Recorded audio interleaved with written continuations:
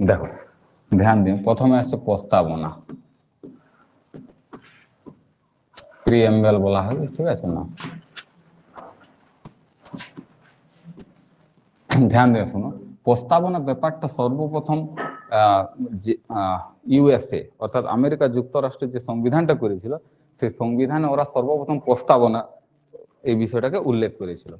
প্রস্তাবনাতে কি হইল, একটা সংক্ষিপ্ত রূপে সংবিধানের সারমর্মটা দেওয়া আছে, সংক্ষিপ্ত রূপে, যে অ্যাকচুয়ালি সংবিধান কি হওয়া উচিত বা সংবিধানের উদ্দেশ্য কি হওয়া উচিত। যেহেতু জনগণের উদ্দেশ্যে হচ্ছে, সমস্ত দেশবাসীর উদ্দেশ্যে হচ্ছে, তো সমস্ত দেশবাসীকে সম্বর্ধনা জানানো হয়েছে প্রস্তাবনাতে। আর সেখানে একটাই জায়গা আছে যেখানে যতজন মেম্বার ছিল, যখন সংবিধান তৈরি হয় তখন কত 299 জন ছিল, 299 জনেরই সিগনেচার আছে ওইটাতে। আর তারা স্বীকার করে নিয়েছে যে আমরা সে তখন তারা গ্রহণ করে নিল 1949 সালের 26 নভেম্বর। তারপরে 26 জানুয়ারি 1950 সালে সেটা সমস্ত ভারতীয়দের জন্য লাগু হয়ে গেল। তৈরি করছে যারা প্রত্যক্ষ মানে প্রত্যক্ষ আছে আর কি, সশরীরে হাজির আছে তৈরি করার জন্য বা করার সময়, তারা প্রথমে স্বীকার করেছিল যে এটা আমাদের সংবিধান। তো এই প্রস্তাবনা ব্যাপারটা যখনই সংবিধান খুলবে সবচেয়ে প্রথম কোনটা পাবে? প্রস্তাবনা। সরকারি বইগুলা তোমরা লক্ষ্য করবে, সরকারি বইগুলাতে দেখবে শুরুর সময় প্রস্তাবনা দেওয়া থাকে। আর মৌলিক অধিকার, মৌলিক কর্তব্য, এই তিনটা বিষয় থাকেই থাকে। তো প্রস্তাবনা ব্যাপারটা সর্বপ্রথম ইউএস এর সংবিধান লাগু করেছিল, সেই জন্য প্রস্তাবনাটা যদি বলা হয় যে কোন দেশ থেকে নেওয়া হয়েছিল, সেটা হচ্ছে ইউএসএ। আমি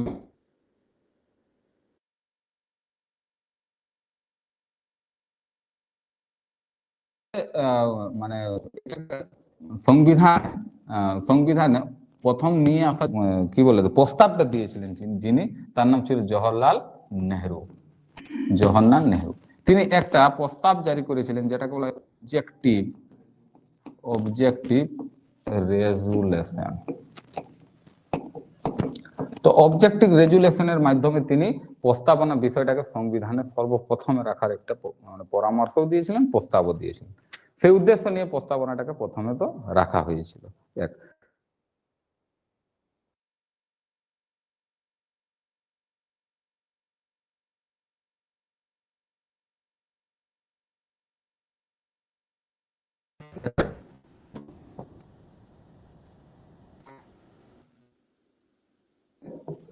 বিয়াল্লিশতম সংশোধন। এই সময় একবার মাত্র হয়েছে, কবার বলো তো? একবার। 1976 সালের 42তম সংশোধন, মনে রাখবে এটা বারবার পাবো আমরা। 42তম সংশোধন 1976 সালে। এ সময় তোমার গান্ধীরা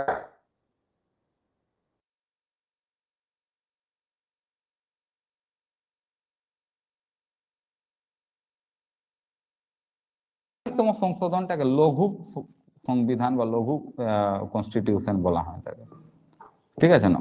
তো এটাও ভেরি ইম্পর্টেন্ট যে লঘু সংবিধান কাকে বলা হয় থাকে না, 42তম সংশোধনটাকে।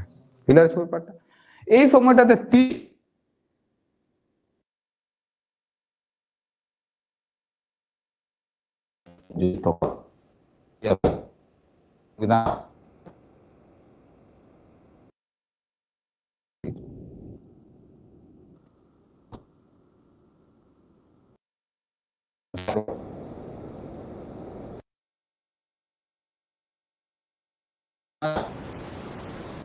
নিরপেক্ষ এই শব্দ দুটি কত প্রস্তাবনায় যোগ করা হয়েছে, সেটা হচ্ছে 42তম সালটা মনে রাখো 1976 সাল।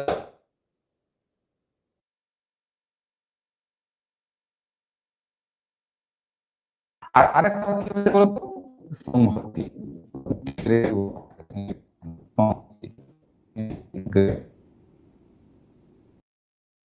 তো এতগুলো তিনটা শব্দ অ্যাড করা হয়েছিল 1976 সালে 42তম সংশোধন। আজ পর্যন্ত আর কিন্তু প্রস্তাবনার কোন সংশোধন করা হয়নি। প্রস্তাবনা দেখে নিব থিওরির মাধ্যমে, ঠিক আছে? যে প্রস্তাবনাতে কি কি ভাষা আছে অলরেডি, ঠিক আছে? এরপর কি হয় না, অনেক যে ভাষাটা আমাদের যে দুটো আমরা হয়ে চলি, একটা হচ্ছে অস্ট্রেলিয়ার সংবিধান, একটা হচ্ছে ফ্রান্সের সংবিধান। কিন্তু ফ্রান্সের সংবিধান স্বাধীনতা আর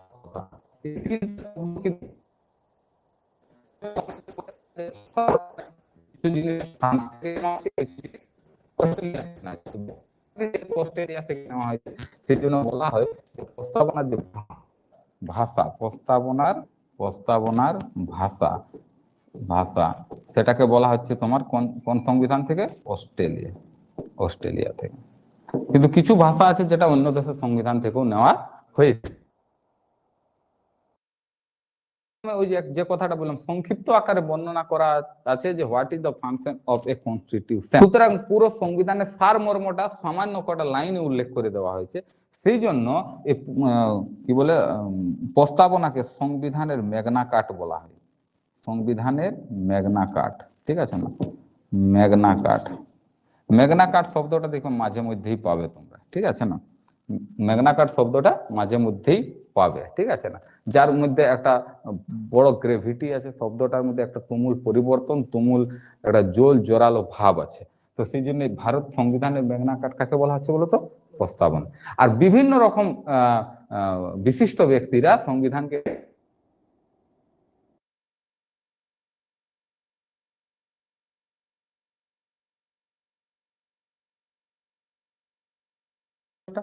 সর্বপ্রথম মনে রাখা আছে, সেই ভারত দেশটাকে কিন্তু দুটা নামে কিন্তু ব্যাখ্যা করা হয়েছে। যেহেতু মনে কর সেই উদ্দেশ্যে আমরা ভারতের জনগণ বলে শুরু আছে আর কি, ঠিক আছে না? আমরা ভারতের জনগণ। তো সুতরাং এখানে কিন্তু দেশকে দুটা শব্দতেই সম্বর্ধনা দেওয়া হয়েছে, ভারত এবং ইন্ডিয়া। ক্লিয়ার আছে বিষয়টা? ওকে, প্রস্তাবনা বোঝা গেল, বেসিক ব্যাপারগুলো তোমাদেরকে বলে দিলাম। চেঞ্জ করব। এরপরে দেখো আমাদের পার্ট 1 চলে এলাম। পার্ট ওয়ানে আমাদের কি সম্বন্ধে আছে বলতো? রাষ্ট্র মানে কি বলে রাষ্ট্র নাই মানে রাজ্য এবং কেন্দ্রশাসিত রাজ্য ও কেন্দ্রশাসিত রাজ্য সম্বন্ধে উল্লেখ আছে, তোমরা জানো নিশ্চয়ই। রাজ্য ও কেন্দ্রশাসিত রাজ্য,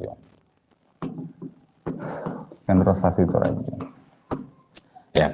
2 নম্বর কি হচ্ছে বলতো? পার্ট 1-এ আমাদের 4 পর্যন্ত আছে।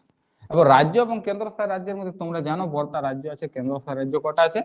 8টা আছে, ঠিক? যদি আমরা একের পর এক দেখি তো প্রত্যেকটা ধারাকে ধারা 1 থেকে শুরু করছি। ধারা 1, 2, 3, 4, 4টা ধারা, ঠিক আছে না? প্রথম ধারাতে আমাদের দেশে কতগুলি মানে আচ্ছা, তার আগে একটা জিনিস বলছি। এই পার্টে রাজ্য কেন্দ্র রাজ্য সম্বন্ধে আছে, কিন্তু এখানে স্টেট বা আমাদের দেশকে ইউনিয়ন অফ স্টেট বলে ব্যাখ্যা করা হয়েছে। ইউনিয়ন অফ স্টেট পার্ট 1-এ বলা হয়েছে ভারত একটা কি বটে? ইউনিয়ন বটে। ইউনিয়ন কাকে বলা হয়? যেটাকে ভাঙা যায় না। সেই জন্য ভারতবর্ষ এমন একটা ভূখণ্ড, ভারত বা কেউ যদি অন্য কেউ শুরু করতে নয়, উত্তর থেকে পূর্ব থেকে পশ্চিম সমস্ত জায়গাতে ভারতের যারা জাতীয় পতাকা, জাতীয় সঙ্গীত, জাতীয় গীত, জাতীয় পশু যত কিছু আছে সবগুলো কিন্তু সমস্ত দেশে একই আছে, ঠিক? যখন সংবিধান তৈরি হয়েছিল তখন শুধু জম্মু কাশ্মীরকে 1957 সালে, শুরুর সময় না, 1957 সালে প্রায় 7-8 বছর পর, তখন কিন্তু জম্মু কাশ্মীরকে কিছু এক্সেপশনাল ক্ষমতা দেওয়া হয়েছিল 370 নম্বর ধারা অনুযায়ী, যেটা পরবর্তীকালে তুলে দেওয়া হয়েছে। এখন সেই উদ্দেশ্যে তারা নিজস্ব একটা কি করেছিল বলতো? পতাকা ছিল ওদের। জম্মু কাশ্মীর নিজস্ব একটা পতাকা ছিল। 370 বিষয় নিয়ে আমরা পরে আলোচনা করব। এখন ঘটনা, এটাকে ইউনিয়ন অফ স্টেট বলা হয়। ইউনিয়ন অফ স্টেট ব্যাপারটা একটু বোঝার চেষ্টা করো। স্টেট এমনিতে স্টেট মানে আমরা রাজ্য বলে থাকি, স্টেট মানে রাষ্ট্র বোঝায়, রাষ্ট্র, ঠিক?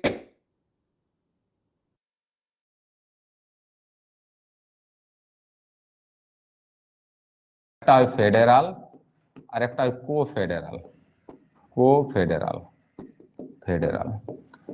তো ফেডারাল মানে যেটা সহজে ভাঙা যায়, সহজে ভাঙবে আর কি, সহজে ভাঙা যাবে। অর্থাৎ এর নিয়ম নীতি যে কোনো সময় চেঞ্জ হতে পারে, যার বেশি জটিলতা নাই, বেশি কঠিনতম প্রসেস নাই, যেটা সহজে হতে পারে, ঠিক আছে না? ফেডারাল মানে কি হচ্ছে না, মানে অল্প অল্প কঠিন, অল্প কঠিন, অর্থাৎ সহজে কিন্তু ভাঙা যাবে না। অর্থাৎ এর নিয়ম নীতি কিন্তু একটু ক্রিটিক্যাল হবে, একটু ক্রিটিক্যাল হয়ে যে মানে যদি কেউ ভাঙতে চাই, রাষ্ট্রকে ভেঙে অন্য কিছু করতে চাই, তাহলে কিন্তু অনেক কিছুটা কিছু না কিছু কন্ডিশন অ্যাপ্লাই করতে হবে, কিছু না কিছু নিয়ম নীতি অ্যাপ্লাই করতে হবে, অনেক কিছু কারণ কজ দেখাতে হবে। আর ইউনিয়ন হয়ে গেলে যেটাকে ভাঙা যায় না, ভাঙা যায় না, এটা হচ্ছে ইউনিয়ন। যেমন ভারতবর্ষ, ইন্ডিয়া, ইন্ডিয়া কি বটে একটা ইউনিয়ন, কিন্তু ফেডারাল যদি দেখো তাহলে ইউএসএ হয়ে গেল একটা ফেডারাল, ঠিক আছে না। তেমনি অনেক ছোট ছোট দেশ পৃথিবীতে যেগুলো কো ফেডারালের মধ্যে চলে আর কি।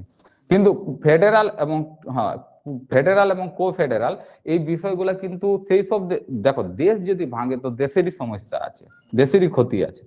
তো ফেডারাল কো ফেডারাল যুক্ত রাষ্ট্র আছে, জীবী রাষ্ট্র, অর্থাৎ যেখানে বুদ্ধিমান লোক আছে যারা সহজে ভাঙতে চাইবে না বা দেশকে ভাঙতে দিবে না, অর্থাৎ বুদ্ধিমত্তা দিয়ে কাজ করে থাকে। ভারতে তো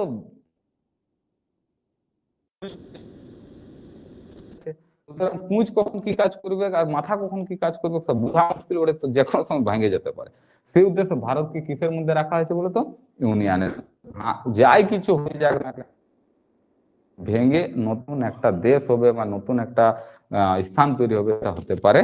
ব্যাপারটা পুরোপুরি কংক্রিট হয়ে যাচ্ছে কে, ইউনিয়ন, ঠিক আছে না। আর অল্প কংক্রিট হচ্ছে ফেডারাল, আর কংক্রিটই নাই, ঠিক আছে না। হ্যাঁ, মানে একদম সেই সাজানো গুছানো শুধু রাখা আছে, এরকম একটা ব্যবস্থাপনা হচ্ছে কো ফেডারাল। ক্লিয়ার হচ্ছে ব্যাপারটা। এরপরে তুমি দেখো এখানে বিষয়টা, তো ইউনিয়ন অফ স্টেট বলা হয়েছে।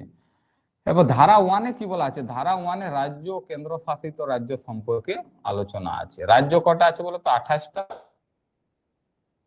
আছে।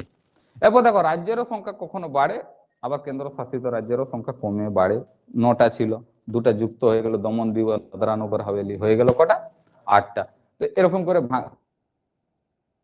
না ভাঙা এসব ক্ষমতা কিন্তু কে দিয়েছে বলতো, সংবিধান দিয়েছে, সংবিধান দিয়েছে। এখন ঘটনা দেখো 2 নম্বর ধারাতে কি বলা হয়েছে, যদি মনে করো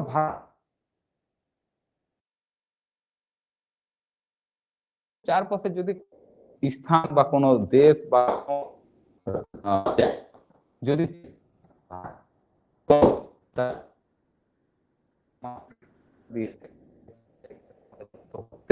পারি, ক্লিয়ার আছে ব্যাপারটা, যে কোনো জায়গাকে।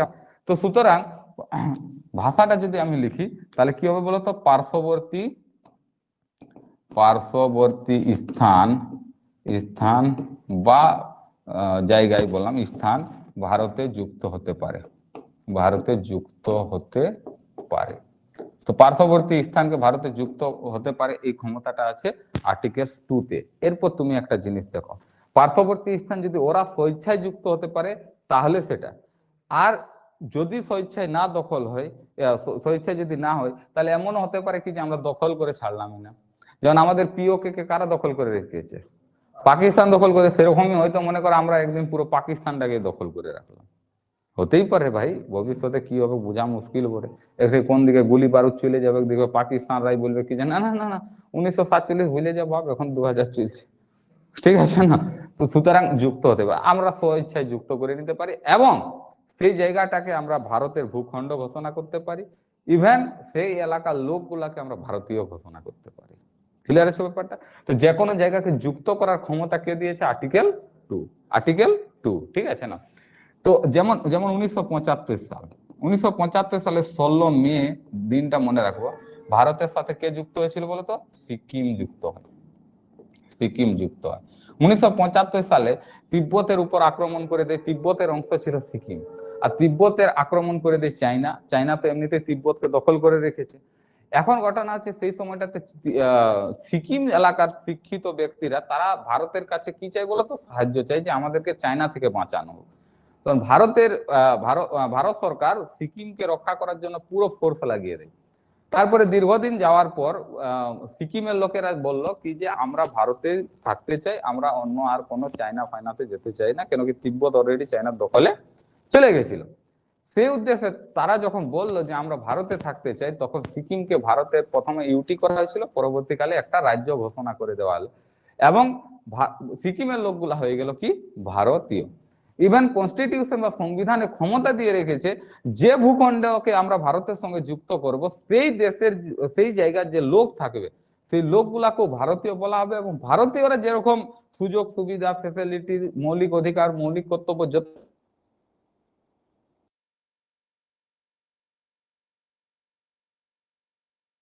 সঙ্গে কোনো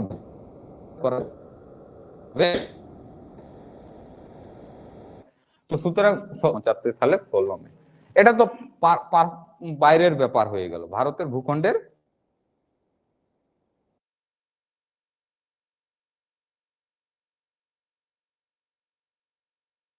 জন্য কিন্তু পাশের জায়গাকে আমরা হয়তো নিজের ভূখণ্ডের মধ্যে যুক্ত করতে পারি, কিন্তু এই ক্ষমতাটা নাই যে কেউ বললো যে আমরা অরুণাচল প্রদেশ কিনে নিচ্ছি, আমাদেরকে অরুণাচল প্রদেশ টাকা দিয়ে দিয়ে দাও। না, কোন প্রধানমন্ত্রী কোন রাষ্ট্রপতি কিন্তু সেই ক্ষমতা নাই কি যে কোনো জায়গাকে পার্শ্ববর্তী কোনো দেশকে তার সুযোগ সুবিধার জন্য দিয়ে দিবে আর কি, পার্মানেন্ট দিতে পারে, লিজ দিতে পারে আর কি। লিজে লিজে মানে বুঝতে পারছো?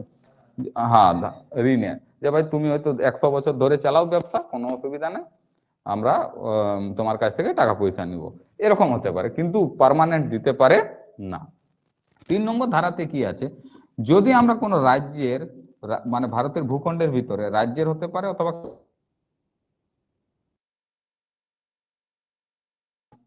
সীমানা, ঠিক আছে না, সীমানা গঠন সীমানা পরিবর্তন করতে পারি,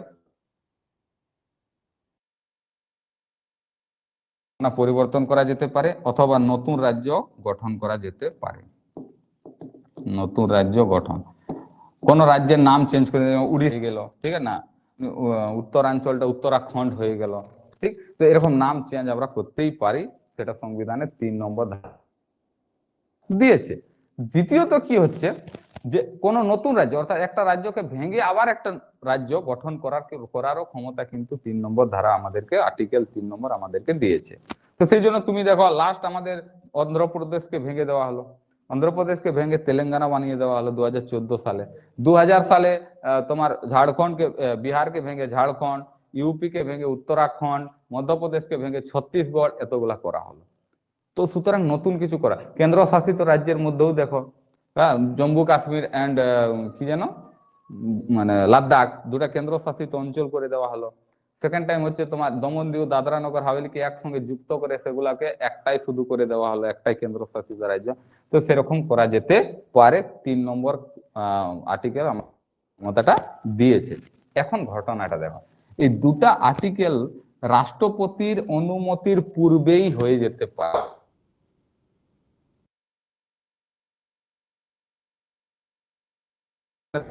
মানে দরকার আছে এরকম কোনো বাধ্যতা নাই। রাষ্ট্রপতির অনুমতি বলতে গেলে ভারত সরকার এই কাজগুলো করতে পারে। দ্বিতীয়ত কি হচ্ছে, এক তো ভারত সরকার করতে পারে, তৃতীয়ত হচ্ছে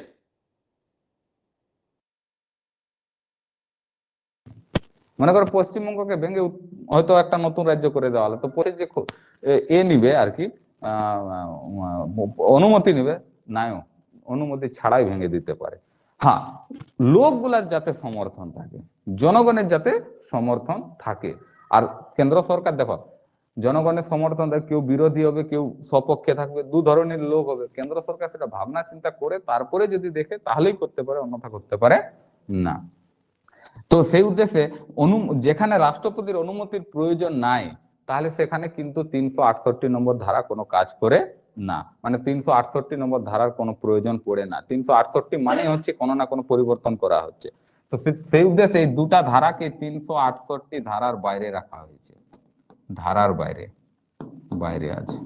পুরো সংবিধানে তুমি দেখো দুটা ধারা পেলাম, যে দুটা ধারা আমরা 368 বাইরে আছে। 368 কি ছিল বলতো, সংবিধান সংশোধনের বিষয়বস্তু, পার্ট নম্বর 20-তে সেটা পাবো, ঠিক আছে না। তো সংবিধান সংশোধনের যে ক্ষমতা 368 দিয়েছে তার বাইরে 2 এবং 3 কে আমরা মানে আমাদের সংবিধান রেখেছে, অর্থাৎ ক্লিয়ার আছে ব্যাপারটা? ওকে, নেক্সট হচ্ছে তোমার 4 নম্বর, ঠিক আছে না। হ্যাঁ, বোঝা গেল ঘটনাটা? ও দেখে নাও। এরপরে আসছে 4 নম্বর। 4 নম্বরে একটা বিষয়বস্তু আছে, যদি হ্যাঁ ইয়েস ইয়েস ইয়েস ইয়েস। যদি আমাদের 2 নম্বর এবং 3 নম্বর ধারা যেটা আছে, ঠিক আছে না, 2 নম্বর এবং 3 নম্বর ধারা, সেটাকে যে 368-র বাইরে রাখা হয়েছে, সেই বিষয়টাকে উল্লেখ করে দেওয়া হয়েছে, মানে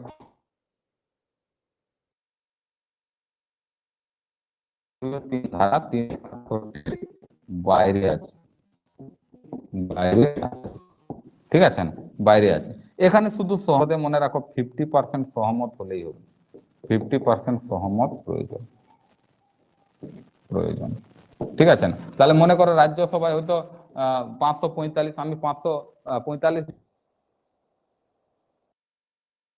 50% যদি সহমত করে দিলে ভেঙে দাও, ভেঙে দিবে, দখল করে নাও, দখল করে নেবে। ক্লিয়ার আছে ব্যাপারটা? তো সুতরাং শুধু সহমতের প্রয়োজন আছে, সেই জন্য আলাদাভাবে একটা ধারা উল্লেখ করে দেওয়া হয়েছে। এই জিনিস, এই সব বিষয়বস্তুগুলা ধরো ধরো সংবিধান যখন হয়েছিল তখনই এইগুলা করা হয়েছে। এই জন্যই করা হয়েছে কেন কি সেই সময় ভারতকে আগে ভাঙা হয়, ভারত এবং পাকিস্তান। আর তার সাথে সাথে দেখো পাকিস্তানের দুটা ভূখণ্ড চলে যায় ভারতের, একটা হচ্ছে বাংলাদেশ আর একটা হচ্ছে পাকিস্তান। তো এই যাতে আর না ভাঙা ভাঙে, কেন কি সবাই দেখেছিল, সবাই দেখেছিল যে 1947 সালে যখন ভারত স্বাধীন হয় তখন ভারতীয়দের কি পরিণতি হয়েছিল। একদিকে তো প্রচুর আনন্দ উৎসব হচ্ছে, ঝান্ডা তোলা হচ্ছে, মানে অনুষ্ঠান হচ্ছে, পরব হচ্ছে, ভারত স্বাধীন হয়ে গেল, এই হয়ে গেল, ওই হয়ে গেল, বিশাল ফুর্তি, লাল কেল্লাতে জওহরলাল নেহরু পতাকা উত্তোলন করছেন প্রধানমন্ত্রী। তো সুতরাং প্রচুর আন্দোলন, কিন্তু একদিকে হিন্দু মুসলিম দাঙ্গা, অর্থাৎ হিন্দুরা পাকিস্তান ছেড়ে ভারতে আসছে, আবার মুসলমানরা ভারত ছেড়ে পাকিস্তানে যাচ্ছে। এই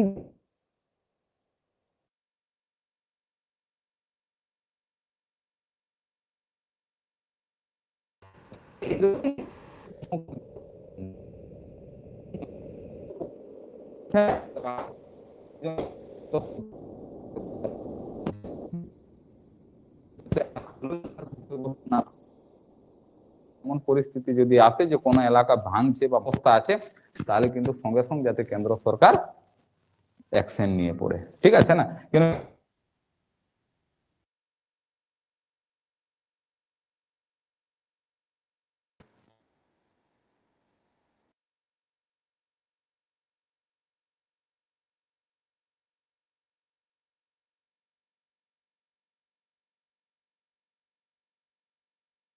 কোনোরকম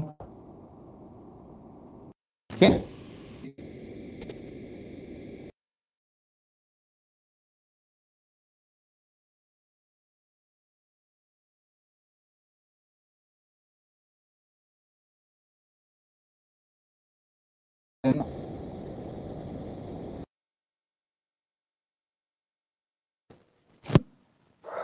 এরপর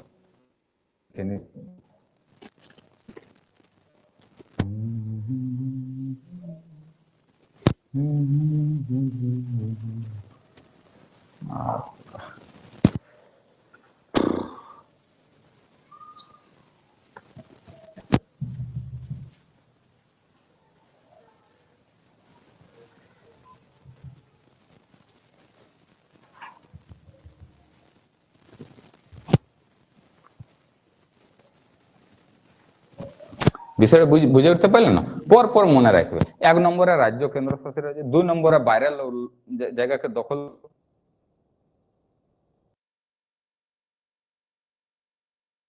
করতে পারে, 4 নম্বর হচ্ছে 2, 3কে 68, 368 বাইরের। একের পর এক দেখে নাও, ঠিক আছে সবাই? গুড।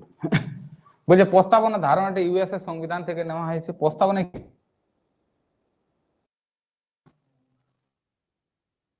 জনগণ উৎসর্গ করা হয়েছে। ভারতকে একটি কি সার্বভৌম সমাজতান্ত্রিক ধর্ম নিরপেক্ষ হিসাবে করে তুলতে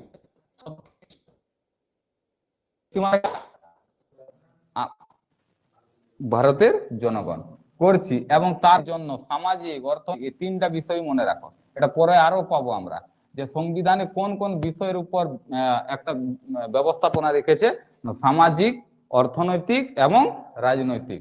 ন্যায় বিচার, চিন্তা, মত প্রকাশ, বিশ্বাস, ধর্ম, উপাসনার স্বাধীনতা, মর্যাদা ও সুযোগ সুবিধার সমতা সৃষ্টি এবং তাদের সকলের মধ্যে সৌভ্রাতৃত্বের ভাব গড়ে তুলতে ব্যক্তির মর্যাদা এবং জাতীয় ঐক্য ও সংহতি সুনিশ্চিত করার জন্য আমাদের গণপরিষদ আজ 1949 সালের 26 নভেম্বর এই সংবিধান গ্রহণ ও বিধিবদ্ধ করছি এবং নিজেদের অর্পণ করছি।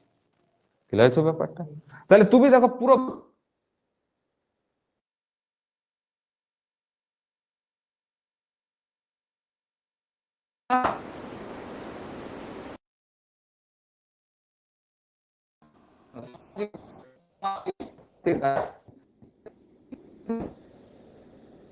রাজনৈতিক তিনটা বিষয়বস্তু যদি সুস্পষ্ট থাকে দরকার নাই। তারপরে দেখো চিন্তা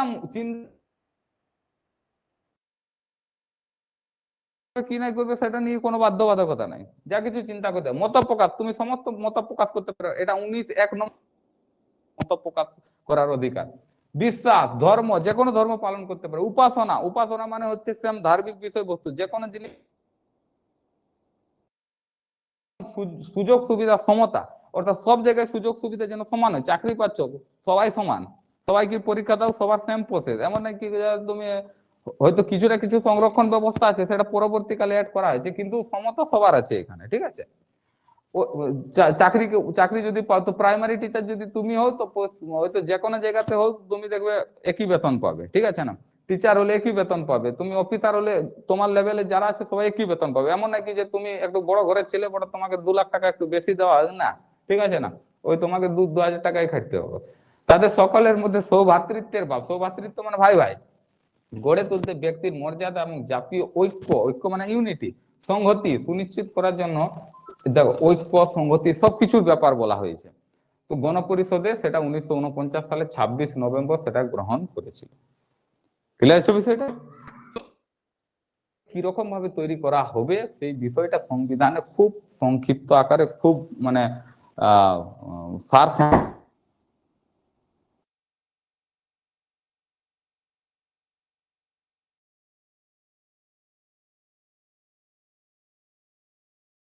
কিরকম হিসাবে ব্যাখ্যা করা হয়েছে সমাজ অর্থনৈতিক রাজনীতি, এই জিনিসটাই গন্ডগোল করে যাচ্ছে এত স্বাধীনতা দেওয়ার।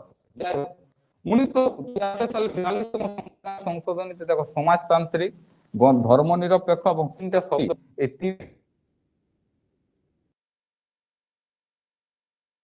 সংশোধন চেঞ্জ করব। গুড। এরপরে দেখো কে কি বা কি প্রস্তাবনা সম্বন্ধে দু একটা বিষয়বস্তু একটু জেনে নাও। সংবিধানে আধা যুক্তরাষ্ট্রীয় রাষ্ট্রের গঠনের কথা বলা হয়েছে, পূর্ণ যুক্তরাষ্ট্রীয় নয়, আধা যুক্তরাষ্ট্রীয়।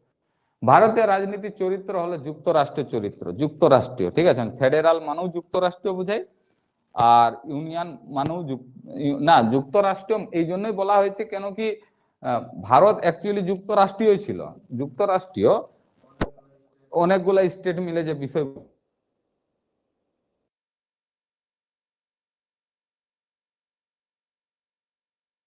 হলো সবচেয়ে উপরে রাখা হয়েছে।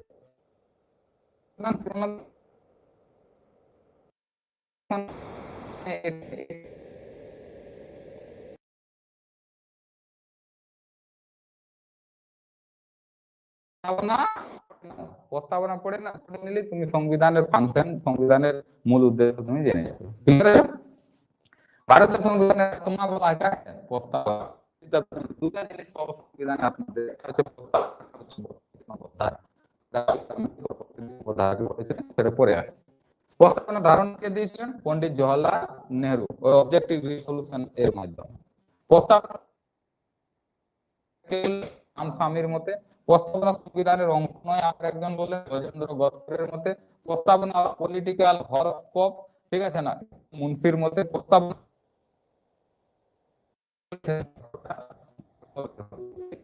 প্রস্তাবনা সংবিধানের পরিচয় পত্র, ননি ননি পালকিওয়ালার, মানে বিভিন্ন রকম মত। মনে রাখবে আত্মাটা কে বলেছিলেন? ঠাকুরদাস ভার্গব। প্রস্তাবনাকে সংবিধানের কি বলা হয়? ম্যাগনা কার্টা বলা হয়। সেটা হয়তো এখানে নাই, কিন্তু মনে রাখি না, মনে থাকবে বিষয়টা। আরে ও না, স্পষ্ট রূপে আলোচনা এগুলাই করলাম। ওকে, এরপরে দেখো ঘটনাটা। প্রস্তাবনাকে দেখো, প্রস্তাবনাকে কি নোট টু দা কনস্টিটিউশন বলা হয়ে থাকে। কি নোট টু দা কনস্টিটিউশন মানে চাবিকাঠি কার? সংবিধানের। কে বলেছিলেন? Ernst Barker. আর সর্বপ্রথম 1787 সালে মার্কিন যুক্তরাষ্ট্রের সংবিধানের প্রস্তাবনা যুক্ত করা হয়েছিল। সর্বপ্রথম প্রস্তাবনা সংবিধানে আমেরিকায় যুক্ত করেছিল, আর সেখান থেকেই আমরা কপি করেছি। ঠিক আছে না, ধারে নেওয়া আর কি। নেক্সট টাইম এরপর এলো পার্টগুলা পর আলোচনা করলাম, একটু বিস্তারিত ভাবে জেনে নাও। 1 নম্বর পার্টে কি বললাম? রাজ্য, কেন্দ্র শাসিত রাজ্য সম্বন্ধে। দেখো এখানে আর দুইটা কি বললাম? Union of state. দেখো ভারত একটা কি বটে? রাষ্ট্রসংঘ বটে। ইন্ডিয়া বা ভারত হলো একটি রাষ্ট্রসংঘ, ইউনিয়ন অফ স্টেট, যেটাকে ভাঙা যাবে না। রাজ্যগুলিকে অনুসূচি 1-তে রাখা হয়েছে, যেটা শিডিউল 1-তেও ছিল, আগের দিন বলা হয়েছিল। আর ভারতে 3 প্রকারের অঞ্চল আছে, এটা বলা হয়েছে। একটা হচ্ছে রাজ্য, একটা কেন্দ্র শাসিত রাজ্য, আর একটা অর্জিত অঞ্চল। অর্জিত অঞ্চল মানে যে অঞ্চলটাকে আমরা অর্জন করেছি, যেমন সিকিম। সিকিম অর্জন করা মানে দখল করে রাখা। যেমন সিকিম ছিল অর্জিত অঞ্চল, পরে সেটাকে ভারতের ভূখণ্ডে যুক্ত করে দেওয়া হয়। এখন দখল করা অঞ্চল ভারতের একটাও নাই, সেই জন্য অর্জিত অঞ্চলের সংখ্যা কত বলা হয়েছে? 0। বাকি তো 28টা রাজ্য, কেন্দ্র শাসিত রাজ্য কটা? 8টা। মনে থাকবে বিষয়টা। ভারতের ভূখণ্ডকে আবার অনেকেই দখল করে রেখেছে, অর্জন করে রেখেছে। যেমন আস্কায় চীন আছে, চীন দখল করে রেখেছে। পিওকে কে পাকিস্তান দখল করে নিয়ে রেখেছে। পাশাপাশি জায়গা দখল করাচ্ছে, যেগুলো দখল করা আছে সেগুলো উদ্ধার করা উচিত। ওকে, নেক্সট আর্টিকেল 2-তে। আর্টিকেল 2-তে কি বললাম? ওই পাশাপাশি জায়গাকে আমরা ভারতের ভূখণ্ডে যুক্ত করতে পারি। সংসদ রাষ্ট্রপতির পূর্ব অনুমতি নিয়ে, পূর্ব অনুমতি মানে বুঝতে পারছো, অনুমতির আগে কোন বিদেশি অঞ্চলকে ভারতের সঙ্গে যুক্ত করতে পারে। যেমন 1975 সালে 16 মে কাকে যুক্ত করা হয়েছিল? সিকিমকে। যে বিষয়টা বলে দিলাম। তো এখানে বাইরের অঞ্চলকে যুক্ত করতে পারি। আর 3 নম্বরে কি হচ্ছে বলো তো? ইয়েস, ঠিক আছে না, ভেতরের বিষয়বস্তু। ভেতরের বিষয়বস্তু, যেমন 3 নম্বর দেখো, সংসদ রাষ্ট্রপতির পূর্ব অনুমতি নিয়ে ভারতের কোন রাজ্যের নাম, পূর্ব অনুমতি বারবার বলছি, কোন রাজ্যের নাম, সীমানা, ক্ষেত্র পরিবর্তন করতে পারে। যেমন মধ্যপ্রদেশ, ছত্তিশগড়, উত্তরাখণ্ড, বিহার, ঝাড়খণ্ড কত সালে হয়েছিল? 2000 সালে। অন্ধ্রপ্রদেশ, তেলেঙ্গানা কত সালে হয়েছিল? 2014 সালে। ক্লিয়ার হচ্ছে? অন্ধ্রপ্রদেশ থেকে তেলেঙ্গানা। তাহলে বোঝা গেল সীমানা, ভেতরে, ভারতের ভেতরের ঘটনা। আর্টিকেল 4-তে কি বলা হয়েছে? অনুচ্ছেদ 2, 3 কে 368 অনুচ্ছেদের কিসে রাখা হয়েছে? বাইরে রাখা হয়েছে। 368 বাইরে, 368 বাইরে মানে অনুমতির কোনো প্রয়োজন নাই। ঠিক আছে না? অনুচ্ছেদ 2, 3 কে প্রয়োগ করাতে হলে সংসদে কত পার্সেন্ট, বারবার বলছি, কত পার্সেন্ট? 50% সহমত হতে হবে। এবং ধারা দুটি 368 ধারার বাইরে থাকায় থাকায় রাষ্ট্রপতির অনুমতির কোনো প্রয়োজন নেই। 368-র মধ্যে যে সবগুলো আছে, বাকি সবগুলাই 368-তে আছে। সেই জন্য বাকি সবগুলোর ক্ষেত্রে অ্যাকশন নিতে গেলে রাষ্ট্রপতির অনুমতি নিতে হবে। 2-3-এর জন্য কোনো অনুমতির প্রয়োজন নেই। ক্লিয়ার হয়েছে ব্যাপারটা? শুধুমাত্র ডিফেন্স সিস্টেমকে একটু মানে সার্টিফিকেশন দিয়ে দেওয়া উচিত বলে, যে দেখো ভাই 2-3-এর বাইরে আছে, চাপ নেওয়ার কোনো দরকার নেই, যখন ইচ্ছা। বুঝতে পারছো না? সেই জন্য এখন এখন ডিফেন্স বর্ডারের যে ডিফেন্স সিস্টেম আছে না, ডিফেন্স আছে, আর্মি আছে বা বিএসএফ আছে, তারাও তাদের কাছে আগে আগে কি হতো না, আগে ফায়ারিং যদি করতে হতো, অন্য হয়তো পাকিস্তানে ফায়ারিং করবো, চীনে ফায়ারিং করবো, তো তখন অনুমতি নিতে হতো যে এরকম সমস্যা আছে, ফায়ারিং করবো কি, মানে ওখান থেকে দিল্লিতে ফোন করে। এরপর দিল্লিতে দেখবে টাওয়ার নাই, ফোন লাগছে নাই, অনেক কিছু প্রবলেম। এখন যদি দেখো যে এখন যদি বলা হয় যে কোনো সমস্যা হলে কি করবে, ফায়ারিং করলে অনুমতি নিবে কি নিবে না, তখন দেখবো আর্মি নিজেই বলে দিবে, দেখ কি করি, আগে ফায়ারিং করে দিবে, তারপরে বলবে এইটা করি আগে। ঠিক আছে না? এখন পুরা একদম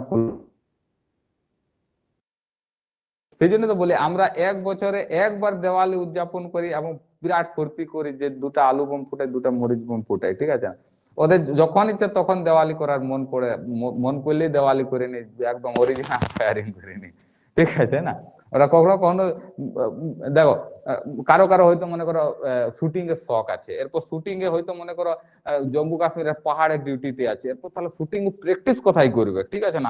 আমরা গায়ে দেহাতে তাদেরকে ঢেলকার লাভ নাই হলেও প্র্যাকটিস করে নেব। তো ওরা কি করে? ওরা পাকিস্তান দিকে শুটিং করে প্র্যাকটিস করে। ঠিক আছে না? দেখি করতে পারছি কিনা। বুঝা গেল ঘটনাটা? তো সুতরাং 4টা ধারা এখানে উল্লেখ করা আছে। নেক্সট নাগরিকত্ব আছে, এটা পরের দিন আলোচনা করবো। ঠিক আছে না?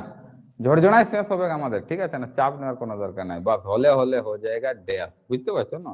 ধীরে ধীরে সবকিছু হবে, অত হড়বড়াবার কোনো দরকার নাই। ঠিক আছে? যেটুকু হয়ে হয়ে যাচ্ছে সেটুকু মুখস্থ করে করে যাও।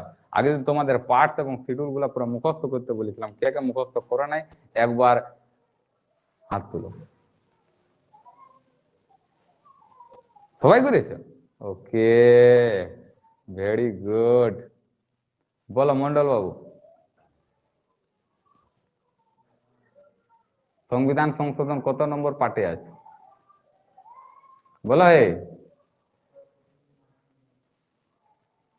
তাহলে কেসে হবে? ইঞ্জিনিয়ার কত নম্বরে আছে?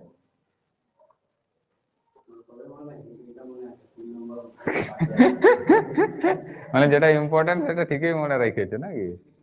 আচ্ছা আচ্ছা, যাই something something is not wrong. ঠিক আছে না? না ঠিক আছে, শিডিউল সবার মনে আছে তো? 12টা শিডিউল, ওটা ঠিক মনে থাকবে। হ্যাঁ, গল্প হয়ে আছে। না যাই হোক, 368 নম্বর ধারা, 20 নম্বর পার্ট। বাকি এই পার্ট গুলাকে পুরো মুখস্থ করে নাও, ঠিক আছে না?